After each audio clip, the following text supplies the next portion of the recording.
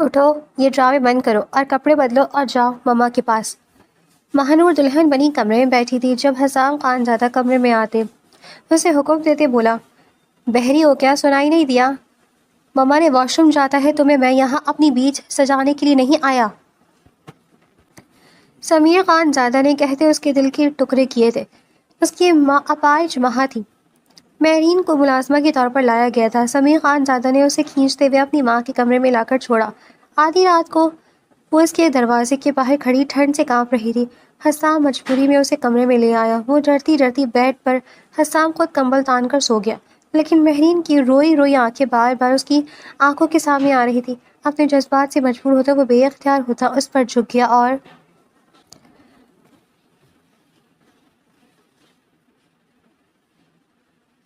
یا اللہ میری کسی امیر گھر میں شادی کر دے، مجھے اچھا سا پیارا سا امیر سا دلہا دے دے، بالکل محل جیسا بڑا گھر دے دے جسے دیکھ کر میری سہیلیاں میری قسمت پر رشک کریں۔ ظہر کی نماز ادا کرنے کے بعد نور دعا کے انداز میں ہاتھ اٹھائے زور و شور سے اپنے رب سے باتوں میں مصروف تھی۔ اس کی دعاؤں کا دورانیہ دن بدن طویل ہوتا جا رہا تھا اور دعاؤں کی فہرست یہی تھی کہ امیر اور اچھا خوبصورت دلہا ملے جو زندگی کی ساری کمیوں کا ازالہ کر دے۔ نور نے جب سے آنکھ کھولی تھی گھر میں غربت کے ڈیرے جمائے ہوئے دیکھے تھے۔ ان کا باپ اکیلا کمانے والا اور وہ 5 جانے کھانے والے تھے۔ ماں اپنی 5 بیٹیوں کو دیکھ دیکھ کر ہر وقت کڑتی رہتی، کیا ہی اچھا ہوتا اگر اللہ مجھے بیٹا دے دیتا، اپنے باپ کا سہارا بندہ۔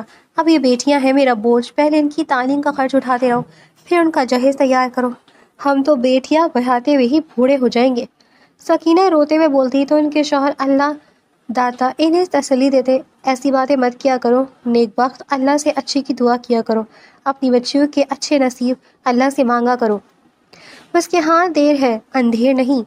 اور یہ بات بھی اپنے ذہن سے نکال دو کہ بیٹیاں بوجھ ہوتی ہیں، بیٹیاں اللہ کی رحمت ہوتی ہیں، بوجھ نہیں ہوتی۔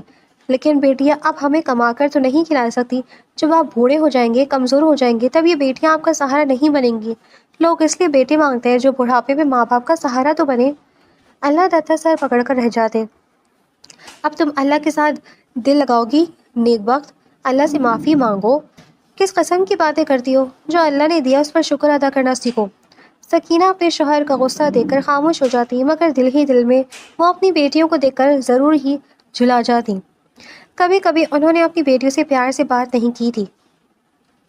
مہانور بہنوں میں سب سے بڑی تھی، اپنے ابا کی لاڈلی بھی تھی۔ مہانور بہنوں میں سب سے زیادہ خوبصورت تھی، اس کا چہرہ بے داغ تھا، آنکھیں بھی بے تحاشا خوبصورت اور بڑی بڑی تھی، رنگت بھی کھلی کھلی سی، بال گھٹنوں تک چھوتے تھے جو اسے دیکھتا دیکھتا رہ جاتا۔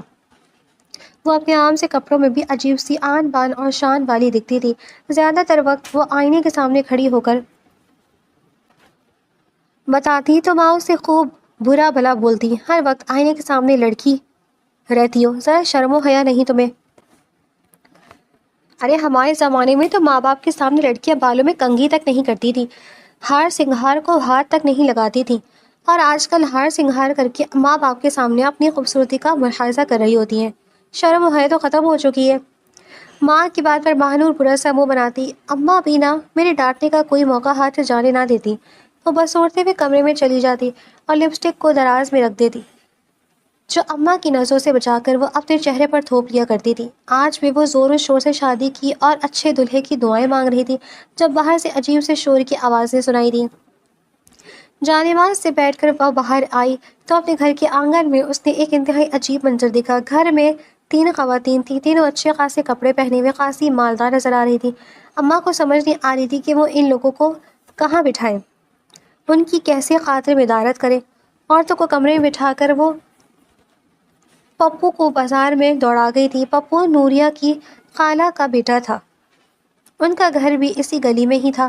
پپو زیادہ تر ان کے گھر میں ہی پایا جاتا تھا اور اسے دیکھ دیکھ کر تو سکینہ بی اور بھی زیادہ فلک سناتے لگتا۔ اس وقت تو پپو نے ان کی بات بہت بڑی پریشانی کو دور کر دیا تھا اور ان کا مطلوبہ سامان جلدی سے لے کر آ گیا تھا۔ مہانور کو انہوں نے چائے بنانے پر لگا دیا تھا۔ کسی طرح سے سکینہ بی کی تسلی نہیں ہو رہی تھی، ہاتھ پاؤں پھولے جا رہے تھے۔ مہانور حیرت سے اپنی ماں کی پھرتیاں ملاحظہ کر رہی تھی۔ پپو نے اسے بتایا تھا کہ یہ عورتیں بڑی سی گاڑی میں آئی ہیں جو ان کے دروازے کے باہر کھڑی ہیں۔ سبھی بچے حیرت اور اشتیاق سے گاڑی کو دیکھ رہے تھے۔ مہانور بھی ایک جھلک گاڑی کو دیکھ آئی تھی اور تب سے اس کی آنکھوں میں اپنی گاڑی کے خواب سج گئے تھے۔ کاش میرا شوہر اتنا امیر ہو کہ وہ ایسی ہی بڑی سی گاڑی میں مجھے گھمایا کرے۔ مہانور کے خوابوں اور خوشیوں کی تو کوئی حد ہی نہیں تھی۔ کچھ دیر بیٹھنے کے بعد وہ عورتیں چلی گئی تھیں اور باقی سارا سامان ان بہنوں کے حصے میں آ گیا۔ ابو بھی ان کے ساتھ مل کر ایک ایک چیز سے انصاف کرنے لگا۔ خلاف معمول سکینہ بھی بہت خوش تھی، چہرہ خوشی سے کھلا جا رہا تھا۔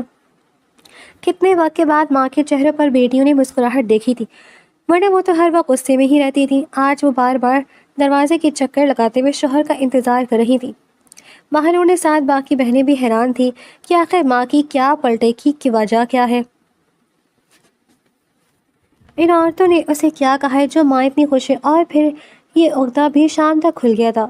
عورتیں مہانور کا ہاتھ مانگنے کے لیے آئی تھیں۔ وہ لوگ ایک بہت بڑے بنگلے میں رہتے تھے۔ جس لڑکی کا وہ رشتہ لائی تھی وہ عورتیں اس لڑکی کی رشتے میں چچی اور پھپھو لگتی تھی، جبکہ لڑکی کی ماں اپاہج تھی، چلنے پھرنے سے قاصر تھی۔ لڑکا ایک بہت بڑے بزنس مین کا بیٹا تھا۔ والد صاحب کا انتقال ہو گیا تھا اور وہ بزنس اب لڑکا ہی سنبھالتا تھا۔ جب یہ ساری باتیں مہانور تک پہنچی تو اسے اپنی خوش قسمتی پر یقین نہیں آ رہا تھا۔ آج یہ سب اللہ سے دعائیں مانگی اور اللہ نے پوری کر لی۔ اللہ میاں کتنے اچھے ہیں، مجھ سے کتنا پیار کرتے ہیں۔ یا اللہ، ان لوگوں کے پاس میری سوچ سے زیادہ پیسہ ہو، میری سوچ سے بھی زیادہ بڑا گھر ہو جہاں میں عیش و عشرت کے ساتھ رہوں۔ اگلے دن مہانور نے اپنی ساری سہیلیوں کو بھی اس بات کی خبر دے دی تھی۔ ایک سہیلی کو خبر دی تو اس نے باقی سب کو جا کر بتا دیا۔ خبر یہ ایسی چٹ پٹی تھی، شام تک سبھی سہیلیاں اس کے پاس آ گئی تھیں اور وہ شرمائے شرمائے انداز میں ان کے سوالوں کے جواب دے رہی تھی۔ ہمارے ہونے والے دلہا بھائی کا نام کیا ہے؟ وہ دیکھنے میں کیسے ہے؟ یہ تو سنا ہے کہ بہت امیر ہے، مگر یہ تو بتاؤ شکل سے کیسے؟ کوئی تصویر تو ہوگی۔ دوسری سہیلی بولی، مہانور دیکھ لینا، ایسا نہ ہو کہ وہ کہیں تم سے عمر میں بڑے ہو۔ اکثر دگنی عمر کے مردی غریب اور کم عمر لڑکیوں سے شادی کرتے ہیں اور پھر جلدی ہارٹ اٹیک یا دوسری بیماری میں مبتلا ہو کر مر جاتے ہیں اور لڑکی کو دنیا میں اکیلا چھوڑ دیتے ہیں۔ صدف نے ایسا دردناک نقشہ کھینچا کہ مہانور بری طرح ڈر گئی تھی۔ اس کے دل میں بھی طرح طرح کے خدشات سر اٹھانے لگے تھے۔ ساری خوشی اڑن چھو ہو گئی تھی۔ نہ جانے ہونے والا شوہر کیسا ہوگا، اگر وہ بوڑھا ہوا، کنگار ہوا، کیسی لا علاج بیماری میں مبتلا ہوا تو میں کیا کروں گی؟ ماں سے کچھ پوچھ بھی نہیں سکتی کیونکہ ان کا تو کچھ بھروسہ نہیں تھا کہ ایسے کسی سوال پر وہ جوتا اتار کر اسے مارنا شروع ہو جاتی۔ 2 دن بعد وہ عورتیں پھر سے آئی تھیں۔ اب وہ لوگ مہانور کے لیے بہت سارے تحفے، مٹھائیاں اور پھل لے کر آئے تھے۔ آج ہی انہوں نے شادی کی تاریخ بھی لے لی تھی۔ سکینہ بیگم تو ان کی ہتھیلی پر سرسوں جمانے والے طریقے کو دیکھ کر پریشان ہو گئی تھی۔ ارے بہن، ہمارے تو ابھی کوئی تیاری نہیں ہوئی، ہم بیٹی کو خیالی ہاتھ رخصت نہیں کر سکتے۔ لڑکے کی پھپھو اور چچیاں انہیں سمجھانے لگیں، بہن ہمیں صرف لڑکی چاہیے، اس گھر میں کسی چیز کی کوئی کمی نہیں ہے۔ سچ کہوں تو ہماری بھاوج جب سے بستر کی ہو کر رہ گئی ہے، اس گھر کو کسی عورت نے سنبھالا نہیں۔ گھر کو سجانے سنوارنے کے لیے گھر کی عورت ہی توجہ دیتی ہے۔ نوکر چاکر مارے باندھے کام تو کر لیتے ہیں، مگر جیسا ایک مالکن گھر کو سنوار گئے ویسا نوکر چاکر کبھی بھی نہیں کر سکتے۔ اور مہانور اس گھر میں مالکن بن کر جا رہی ہے۔ گھر کو مہانور کی ضرورت ہے، اس لیے آپ آنے والے جمعے کو ہمیں نکاح کی تاریخ دے دیں۔ سکینہ بیگم ایسے کیسے نکاح کی تاریخ دے دی تھی؟ انہوں نے اپنے شوہر سے مشورہ کر کے انہیں جواب دینے کا کہا تھا۔ شام کو ہی ان کا فون آ گیا۔ لگتا ہے ان لوگوں کو بہت جلدی ہے، مجھے تو یہ جلد بازی کھٹک رہی ہے، کہیں ہم کچھ غلط تو نہیں کر رہے۔ اللہ دتا صاحب نے اپنی بیوی کو تسلی دی، فکر مت کرو، سب ٹھیک ہو جائے گا۔ میں نے ان کے بارے میں معلومات کی ہے، وہ لوگ تو بہت امیر ہے، بہت بڑے رئیس خاندان سے تعلق ہے ان کا۔ ان کے بارے میں ایسی ویسی کوئی غلط بات سننے کو نہیں ملی، مگر مجھے حیرت ہے کہ اتنے بڑے لوگ ایک غریب گھر کی لڑکی کو بہو بنا کر کیوں لے کر جا رہے ہیں؟ زبیر کے لڑکے میں بھی کسی چیز کی کمی نہیں ہے، یہی تو مجھے بھی سمجھ نہیں آ رہی۔ شاید انہیں ہماری مہانور پسند آ گئی، میری بچی ہے بھی تو بہت پیاری۔ مہانور جیسی صورت کی مالک لاکھوں میں ایک ہے۔ زندگی میں پہلی بار سکینہ بیگم کو اپنی بیٹی کی خوبیاں نظر آئی تھیں۔ آگے وہی ہوا جو مہانور کے سسر والوں نے چاہا تھا۔ جمعے کی شام کو اس کا نکاح ہو گیا۔ نکاح کا جوڑا اور باقی سارا سامان اس کے سسرال والے ہی لے کر آئے تھے۔ مہانور کی بری دیکھ کر مہانور کی سہیلیاں اور محلے کی عورتیں کی آنکھیں پھٹی کی پھٹی رہ گئی تھی۔ اماں، اتنے قیمتی کپڑے اور اتنے خوبصورت بھاری سونے کے زیورات! مہانور، تمہاری تو سچ میں لاٹری نکل گئی، تمہاری قسمت اتنی روز آور ہوگی، یہ اس بات کا ہمیں اندازہ نہیں تھا۔ صدر کے لہجے میں حسد اور رشک صاف نظر آ رہا تھا۔ مہانور ان سب چیزوں کو دیکھ کر خوش تھی، مگر اس کے دل میں یہ ڈر بھی تھا کہ کہیں نہ جانے دلہا کیسا ہوگا، وہ کہیں معذور نہ ہو یا کہیں عمر میں زیادہ نہ ہو۔ اگر ایسا ہوا تو وہ پھر کیا کرے گی؟ मगर निकाह के बाद जब उसने चोरी छुपे नज़रों से अपने शौहर को देखा तो उसका दिल खुशी से बाग बाग होने लगा। शौहर तो बहुत ही खूबसूरत था, बिल्कुल फिल्मी हीरो जैसा। घूंघट की ओट से चुपके चुपके कितनी बार उसने उस दुल्हे को देख लिया था और अपनी किस्मत पर रश्क करने लगी। उसकी सहेलियां भी कान में सरगोशियां किए जा रही थी। अरे मानो, तुम्हारा दुल्हा तो बहुत प्यारा है, तुम तो इसके सामने बिल्कुल आम लग रही हो, ये तो तुम्हें बिल्कुल भी खाते में नहीं लाएगा। मगर महानूर को अपनी खूबसूरती और हुस्न पर पूरा यकीन था। उसने भी अपनी सहेली को सरगोशी में जवाब दिया, ये तो मैं तुम्हें बाद में बताऊंगी कि मेरी खूबसूरती को देखकर वो किस तरह से घायल हुआ। शमसा की इस बात पर उसे धक्का लगा कर रह गई। तुम तो बहुत ही बेशर्म हो गई हो, अभी तो अपने शौहर की बेताबियां बेचैनियां नहीं देखी, न ही उसकी जसारतें देखी हैं, उसके बाद तुम और भी ज़्यादा बेबाक हो जाओगी। महानूर की अपनी सहेलियों की बात सुनकर रुखसार दहक उठे थे और फिर रुखसती का शोर उठ गया। माँ के गले लगते ही वो फूट फूट कर रो दी। हालांकि सारी ज़िंदगी तो उसे अपनी माँ से गिला ही रहा था कि वो उसे मोहब्बत नहीं करती, हमेशा उसे डांटती रहती है। मगर आज न जाने कैसा डर था कि उसका वहाँ से अलग होने का दिल ही नहीं चाह रहा था। दूल्हा साथ ही बेजार सा खड़ा सारी कार्रवाई को देख रहा था। वो सख्त बेजार हो रहा था। कई लोगों ने उसकी बेजारी को नोट किया, मगर किसी ने इतने अमीर आदमी के बारे में कोई बात कहने की जिसारत नहीं की थी। सब उसकी दौलत और खूबसूरती को देखकर ही मरहूब हो गए थे। महानूर को जब गाड़ी में बिठाया गया तो उसके साथ समीर के रिश्ते की चची आकर बैठ गई। समीर फ्रंट सीट पर बैठ गया। गाड़ी जब थोड़ा सा आगे चली तो वो चंद जला भुना अंदाज में अपनी फुप्पो से कहने लगा, आपसे कहा भी था कि 10 मिनट के अंदर अंदर ये सारी कार्रवाई निपटा लीजिएगा, निकाह के साथ ही रुखसती कर दीजिएगा, मगर आपकी वजह से मुझे इतने फजूल लोगों में इतनी देर तक बैठकर वक्त बर्बाद करना पड़ा। इतनी अहम मीटिंग थी मेरी, मगर आपकी वजह से मेरी मीटिंग पर नहीं जा सका। पप्पो उसे तंबीही नज़रों से घूरने लगी और दुल्हन की तरफ इशारा किया। महानूर, वो तो अपने शौहर का सपाट है जो, और बेजार आवाज़ सुनकर ही बुरी तरह परेशान हो गई थी। क्या शादी में उनकी रजामंदी शामिल नहीं है? मैंने सोचा था कि शायद मेरे होने वाले शौहर ने मुझे देखा और मेरी खूबसूरती देखकर पागल हो गया, मगर ये तो बहुत ही बेजार लग रहे हैं। अल्लाह खैर करे, ये इतना गुस्से में क्यों लग रही हैं? घर आई तो पप्पो से लेकर अपनी भावज सनोबर के कमरे में आई। ये तुम्हारी सास है, सलाम करो इन्हें। महानूर ने सर उठाकर इस औरत की तरफ देखा जिसके चेहरे पर शफकत और मुलायमत थी, आंखों में मोहब्बत थी। महानूर ने उनके सामने सर झुकाया तो उन्होंने बेसाख्ता उसका माथा चूम लिया। बहुत प्यारी बच्ची है, शक्ल से ही नेक और मासूम लग रही है। तुमने बहुत अच्छी लड़की मेरे बेटे के लिए ढूंढ दी है तस्लीम, तुम्हारा एहसान कभी नहीं भुलाऊंगी। तस्लीम पप्पो मुलायम अंदाज में मुस्कुरा दी। ये तो मेरा फ़र्ज़ था भाभी, मैंने यहाँ पर कोई एहसान नहीं किया। खैर से वो नूरी चश्म कहाँ है? एक बार भी सुबह से मेरे पास नहीं आया। वो तो अपने ऑफिस चला गया, कह रहा था मीटिंग है, ज़रूरी काम है। सनूबर बेगम अपनी नन का मुंह देखती रह गई। आपको उसे समझाना चाहिए था कि आज उसकी शादी हुई है, इससे ज़्यादा ज़रूरी काम और क्या हो सकता है। तस्लीम कंधे उचका कर रह गई। शायद वो नई वाली दुल्हन के सामने इस मौजू पर बात नहीं करना चाहती थी, और ये सब तो महानूर को भी बहुत अजीब लग रहा था। भला उसका दुल्हा पहले दिन उसे छोड़कर कहाँ जा सकता था? तस्लीम से लेकर उसके कमरे में आ जाए। कमरा तो खूबसूरती से सजा हुआ था। सेज भी ताज से गुलाब के फूलों और मोतिया के फूलों से सजाई गई थी। तुम्हें कमरा पसंद आया? पप्पो के कहने पर उसने शर्माकर सर झुका लिया। जी, ये सब मेरे बेटे ने किया है। अगर इस लड़के पे सब छोड़ देते तो इसने तो कुछ भी नहीं करना था। जैसे हर वक्त काम काम और बस काम की ही धुन सवार रहती है। अब तुम आ गई हो, तुम ही इसे सुधार सकती हो। अच्छा बेटी, अब तुम यहाँ बैठो, आराम करो। तुम्हें भूख लग रही होगी, कुछ भिजवाऊँ क्या? नहीं, मुझे बिल्कुल भूख नहीं लग रही, बस पानी पीना है। हाँ हाँ, मैं तुम्हारे लिए पानी भिजवाती हूँ, और बाकी ज़रूरत की चीज़ें भी बता दो अगर कुछ चाहिए हो तो। और हाँ, जब तक सभी घर आकर तुम्हें इस रूप में देख ले ना ले, तब तक तुमने कपड़े तब्दील नहीं करने, क्योंकि आज का दिन तुम्हारे लिए बहुत अहम है। तुम अपने शौहर के लिए सजी संवरी हो, उसके देखने से पहले तुम्हें अपना होलिया तब्दील नहीं करना। मेरी बात समझ रही हो ना? और वो इनकी बात को खूब अच्छे से समझ रही थी, इसलिए शर्मा कर सर झुका लिया। वो कमरे से बाहर चली गई थी। थोड़ी देर के बाद मुलाजमा के हाथ उसके लिए ज़रूरत का सारा सामान पहुंचा दिया गया था, मगर उसे सिर्फ पानी की तलब महसूस हो रही थी। पानी पीकर जैसे ही पूरे वजूद में फरहत का एहसास मिल गया, अपने बैकग्राउंड से टेक लगाकर बैठ गई। पता नहीं वो मुझे देखकर कैसा बर्ताव करेंगे, मेरे साथ कैसे पेश आएंगे, मैं उनकी शिद्दतों और बेताबी को कैसे संभाल पाऊंगी। यही सब सोचते सोचते न जाने कब उसकी आँख लग गई। सोते सोते काफ़ी देर बीत गई थी। एक खटकने की आवाज़ पर उसकी आँख खुली तो मगर अभी तक जहन पूरी तरह से बेदार नहीं हुआ था कि किसी ने आकर उसे बाजू से पकड़कर ज़ोरदार झटके से खड़ा किया था। एकदम उसकी आँख पूरी की पूरी खुल गई थी और जहन भी पूरी तरह बेदार हो गया था। समीर को सामने देखा तो समीर खड़ा था, आंखों में मोहब्बत के बजाय गुस्से के शोले लिए उसे घूरा था। تمہیں کس نے کہا ہے یہاں سڑی سمری میرا انتظار کرو؟ کیا میں تمہیں اپنی صحت سجانے کے لیے یہاں پر لے کر آیا ہوں؟ سمیر کے منہ سے نکلنے والے الفاظ سن کر مہنور ہکا بھکا رہ گئی. یہ کس قسم کی باتیں کر رہے ہیں آپ؟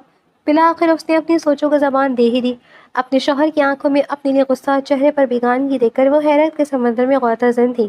یہ تم کیا سمجھ رہی ہو؟ تمہارے ساتھ میں کیسے پیش آؤں گا؟ تمہارے ساتھ محبت بھری باتیں کروں گا، تمہارے ساتھ پیار کروں گا، بہت نخرے اٹھاؤں گا میں؟ اس شادی کے لیے تمہاری جیسی عام سی لڑکی کے لیے تیار نہیں تھا.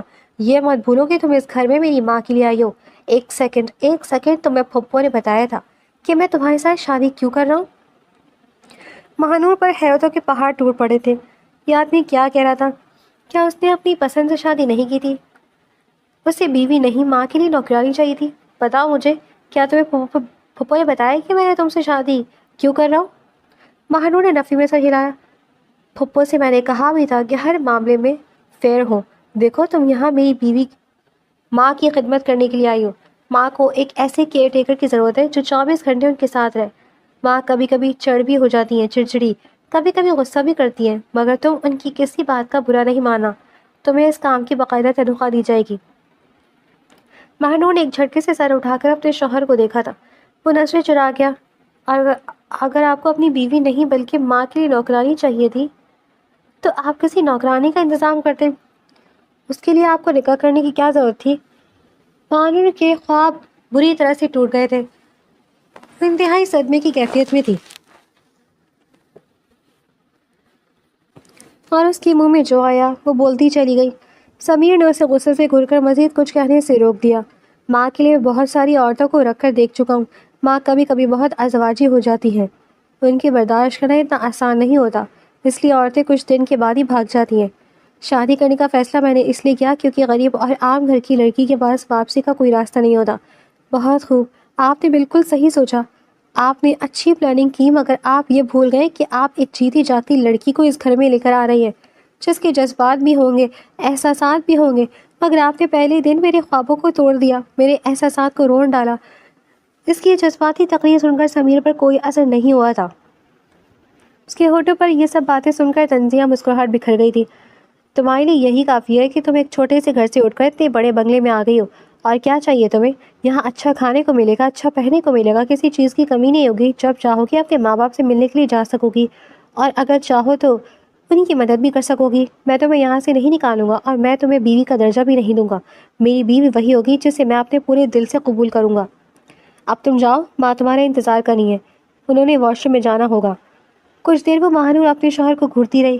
پھر وہ ایک جھٹکے سے واپس اپنے واش روم میں جا کر اس کے منہ دھوتے ہوئے اپنے ساری آنسو بہائے. پھر کپڑے بدل کر واپس آئی تو وہ سمیر بیڈ پر لیٹا موبائل میں مصروف تھا. ایک بار بھی اس نے پلٹ کر مہنور کی طرف نہیں دیکھا تھا. مہنور پاؤں پر رکھتے ہوئے کمرے سے باہر نکل گئی تھی. ساس کے کمرے میں آئی تو وہ جاگتے ہوئے کتاب پڑھی تھی. مہنور کو دیکھ کر چونکی. ارے بیٹی، تم اس وقت یہاں؟ سب خیریت ہے؟ ہاں، میں آپ کو واش روم لے جانے کے لیے آئی ہوں. آپ بتائیں، اس کے علاوہ اور کوئی ضرورت ہے آپ کو؟ سنوبر بیگم اس کی بات پر اطمینان سے مسکرائی. تمہیں بہت اچھی بیٹی ہو. تمہارے ماں باپ نے بہت اچھی تربیت کی ہے، ورنہ شادی کی پہلی رات کون لڑکی اپنے شوہر کو چھوڑ کر اپنی ساس کے پاس اس کی ضرورت پوچھنے کے لیے آتی ہے؟ مہنور ان کی بات پر پھیکے سے مسکرائی. اب وہ کیسے بتاتی کہ یہ ماں باپ کی تربیت نہیں بلکہ اس کے شوہر کا کمال ہے. اسے صرف لفظوں میں جتا دیا ہے کہ شادی اس نے اپنی ماں کے کہنے پر کی ہے، مگر اپنے الفاظ سے اس نے کسی قسم کی بھی حقیقی کیفیت کا اظہار نہیں ہونے دیا. خاموشی سے اپنی ساس کی بات کو سنتی رہی. آپ آئیں، آپ کو واش روم لے کر چلتی ہوں. ارے نہیں بیٹی، ابھی کچھ دیر پہلے ہی تسلیم یہاں سے گئی ہے. اس کے ساتھ میں واش روم بھی جا چکی ہوں اور اپنی دوائیاں بھی لے چکی ہوں. اب میں صرف آرام کروں گی. ٹھیک ہے، پھر میں آپ کے پاس لیٹ جاتی ہوں. اگر آپ کو کسی چیز کی ضرورت ہو تو آپ مجھے اٹھا لیجیے گا. سنوبر تو ہکا بھکا رہ گئی. ارے بیٹی، کیا باتیں کر رہی ہو؟ تم اپنے شوہر کے پاس جاؤ، سمیر تمہارا انتظار کر رہا ہوگا. کیا کہے گا کہ ماں نے آتے ہی میری بیوی پر قبضہ کر لیا؟ سنوبر بیگم ہلکے پھلکے انداز میں بول رہی نے. مہنور چونک کر انہیں دیکھنے لگی. وہ سمجھ رہی تھی شاید اس کی بربادی میں سبھی لوگ اس سیاست میں شریک ہیں، شاید ماں اور بیٹی کی ملی بھگت ہے. مگر سنوبر بیگم کی باتوں سے اندازہ نہیں ہو رہا تھا کہ وہ اسے اس گھر میں نوکر بنا کے رکھنا چاہتی ہے. جس طرح سے ان کے لہجے میں اس کے لیے پیار تھا، احترام تھا، مہنور کا دل اپنی ساس کی طرف سے ہلکا پھلکا ہو گیا. ان کے بار بار اصرار پر وہ کمرے سے نکل کر آ گئی، مگر اب وہ اپنے کمرے کے سامنے کھڑی سوچ رہی تھی کہ وہ اب کدھر جائے. باقی تو کمروں کے دروازے بند تھے، صرف اپنے کمرے کا دروازہ ہی کھلا ہوا تھا جہاں پر سمیر موبائل پر مصروف تھا۔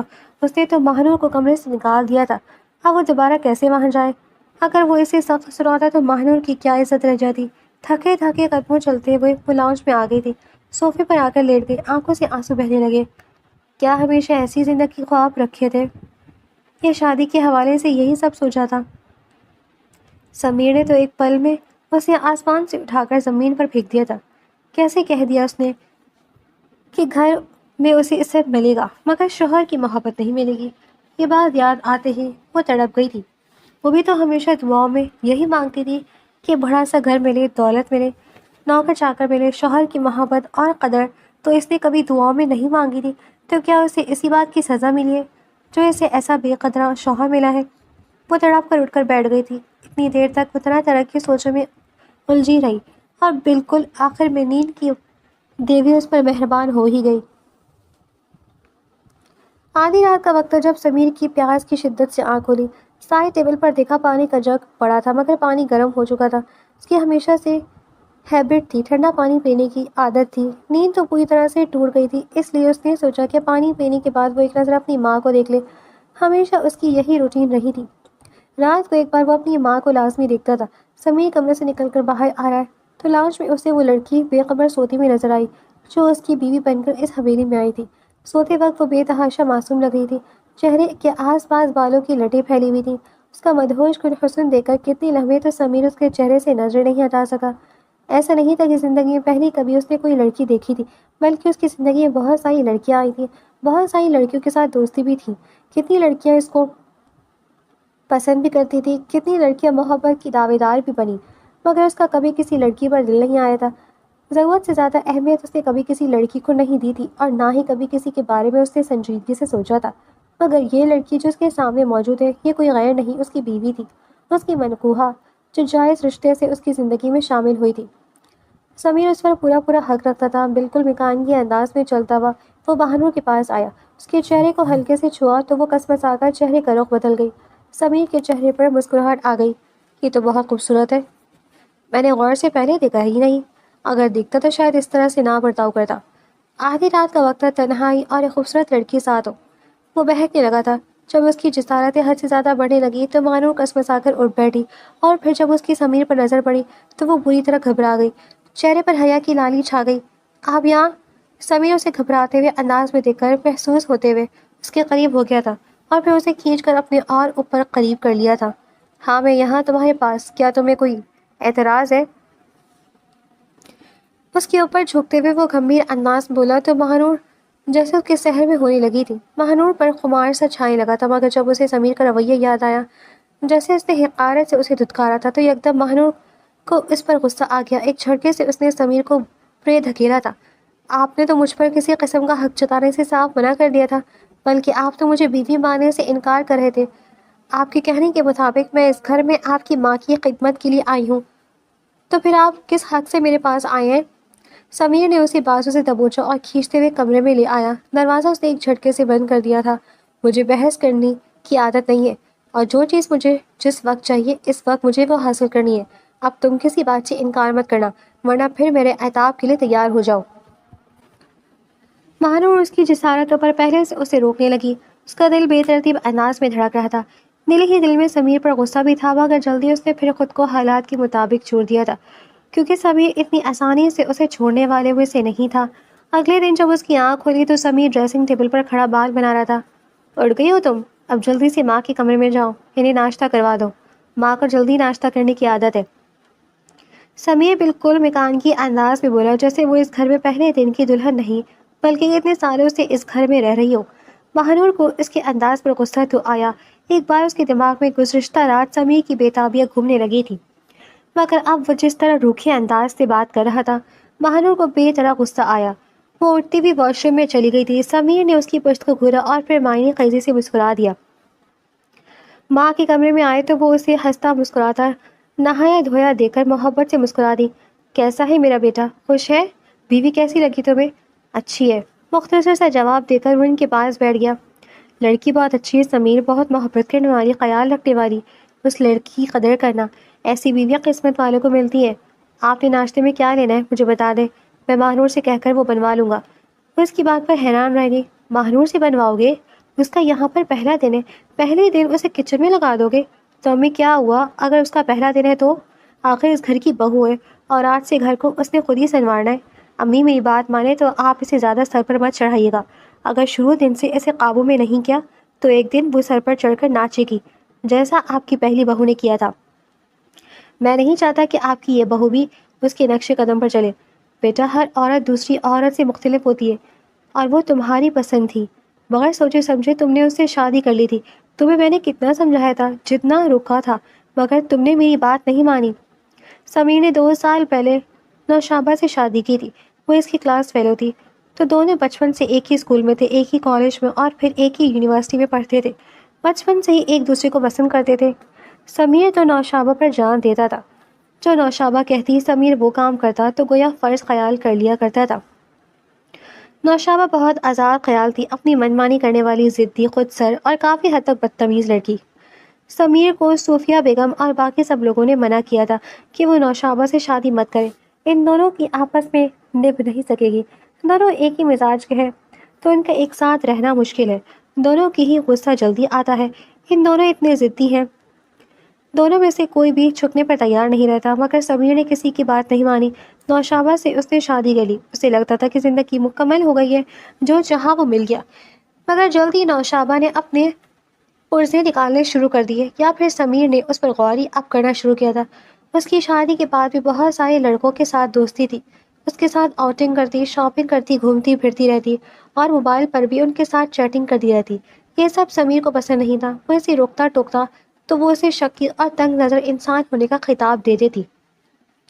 سمیر جتنا بھی اوپن مائنڈڈ تھا، وہ اپنی بیوی کا غیر مردوں میں دلچسپی رکھنا برداشت نہیں کر سکتا تھا، اس لیے اس نے ہر حد تک نوشابہ کو سمجھایا، منانے کی کوشش کی، مگر نوشابہ نے اس کی ایک نہیں سنی اور یوں مجبوراً سمیر نے اسے طلاق دے دی۔ اس کے بعد وہ دوبارہ شادی کرنے پر تیار ہی نہیں تھا، مگر اب اپنی ماں کی وجہ سے مجبور ہو کر اس نے ماہنور کے لیے حاوی بھر لی تھی۔ سمیر کے پھپھو نے ماہنور کو دیکھا تھا، انہوں نے ہی پسند کیا تھا۔ وہ جانتی تھی کہ سمیر جیسے غسیلے انسان کے لیے ایسی ہی لڑکی بہتر رہے گی، جو اس کی کڑوی کسیلی باتیں بھی برداشت کر لے گی، ماں کی خدمت بھی کرے گی اور گھر کو چھوڑ کے بھی رکھے گی۔ کمرے میں داخل ہوتے ماہنور کے قدم دروازے پر رکے تھے، اس نے بھی دونوں ماں بیٹی کی باتیں سنی تھی۔ تو کیا یہ پہلے سے شادی شدہ ہیں؟ پہلی عورت نے دھوکہ دیا اس لیے وہ ہر عورت سے بیزار ہے؟ یہ بات مجھ سے کیوں چھپائی گئی؟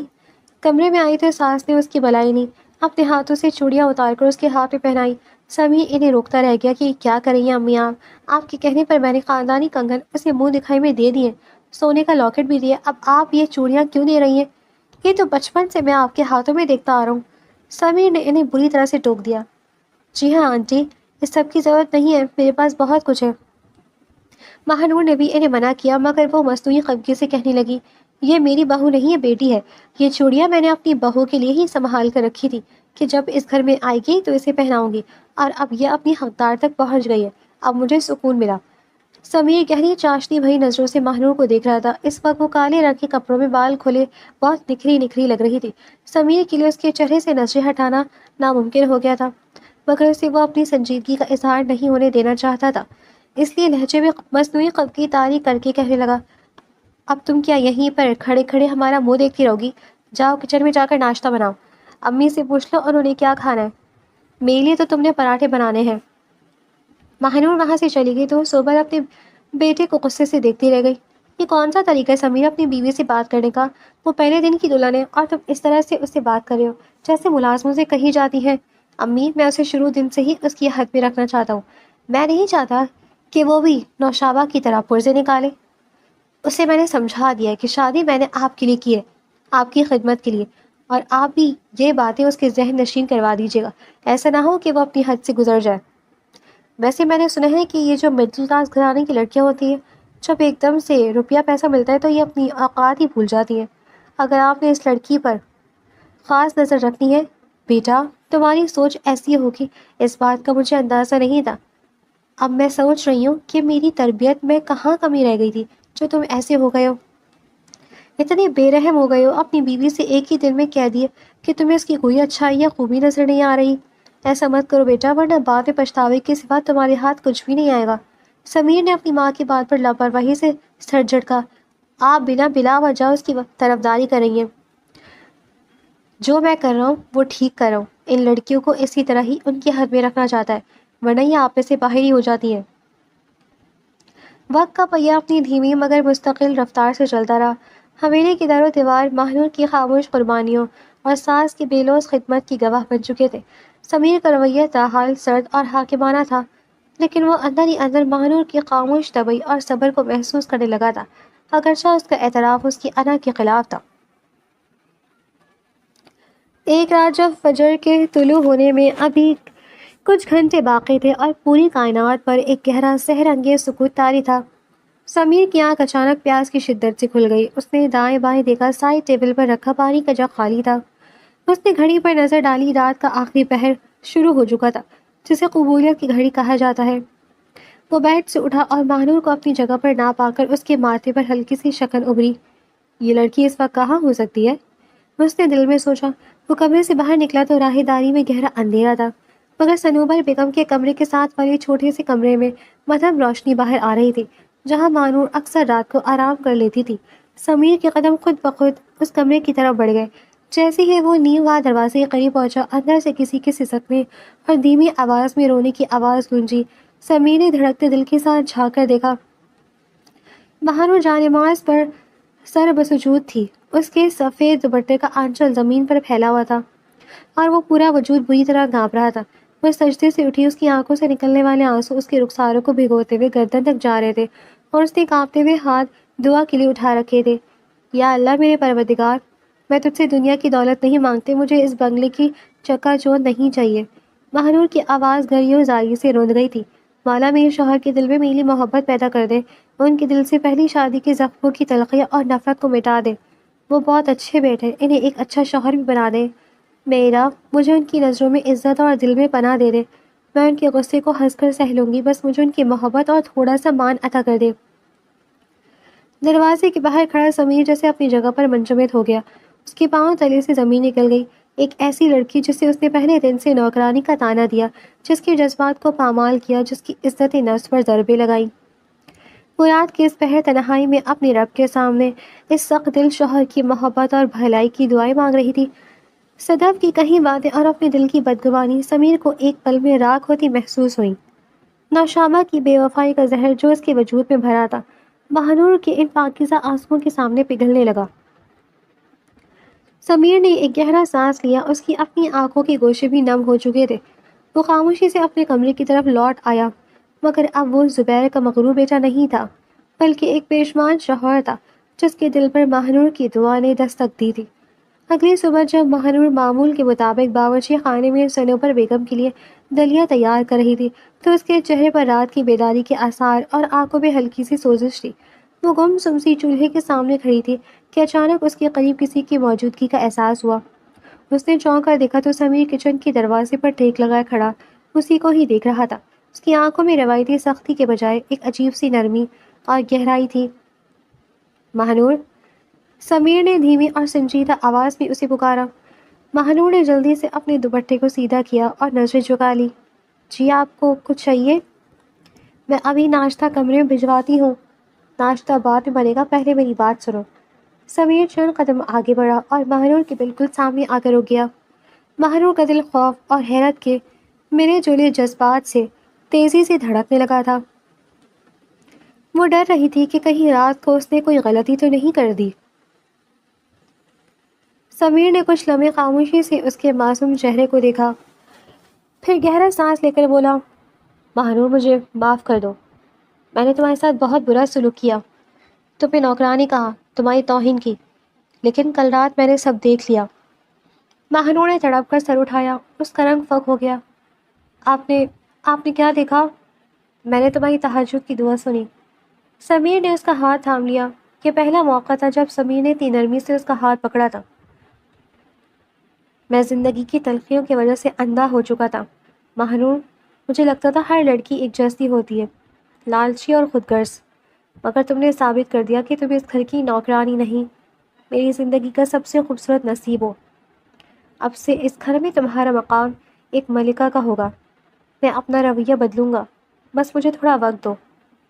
مہنور کی آنکھوں سے خوشی کے آنسو جھلک پڑے۔ اس کا رب کتنا رحیم تھا، اس کی دعا اتنی جلدی سن لی گئی تھی۔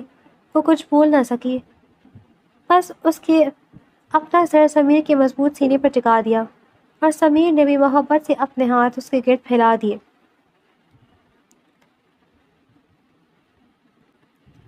حویلی کی فضاؤں میں نفرت کی برف پگھل چکی تھی اور محبت کا نیا سورج طلوع ہو چکا تھا۔ دن ہفتوں اور ہفتے مہینوں میں بدلتے گئے۔ سمیر نے اپنا وعدہ سچ کر دکھایا تھا۔ اب وہ مہنور کا حد سے زیادہ خیال رکھتا تھا۔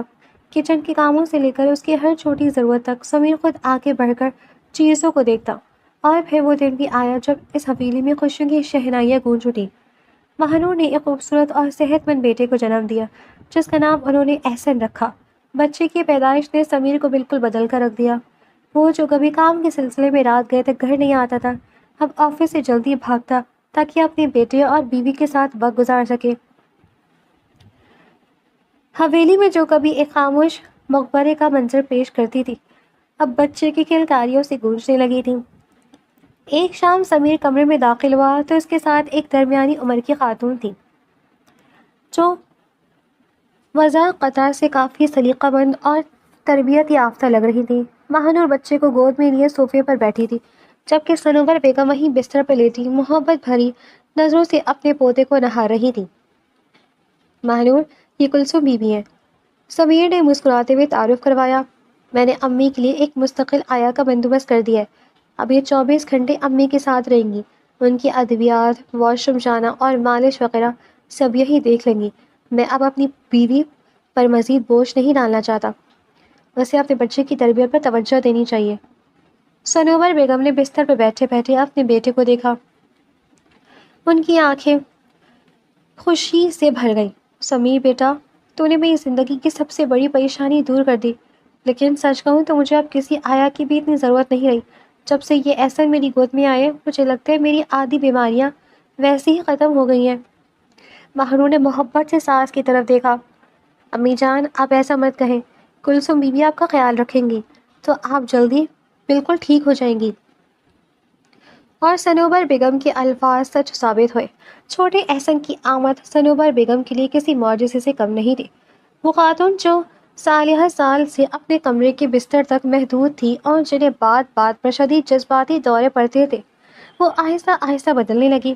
بچے کو اپنے پاس کھلانے اور اس کی چھوٹی چھوٹی ضرورتوں کو دیکھنے کے چکر میں ان کا دھیان اپنی بیماری سے بالکل ہٹ گیا۔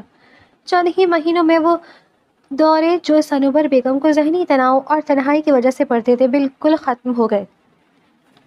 سنوبر بیگم نے اب ویل چیئر پر بیٹھ کر کمرے سے باہر نکلنا شروع کر دیا تھا، اور بعض اوقات وہ مہنور کا ہاتھ پکڑ کر لاؤنج کے صوفے پر آ کر بیٹھ جاتی، جہاں احسن گھٹنوں کے بال چلتا اس کے پاس آتا۔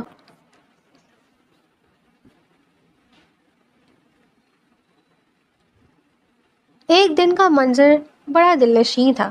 شام کے وقت لاؤنج کی بڑی کھڑکی سے دھوپ کی زرد کرنیں اندر آ رہی تھی۔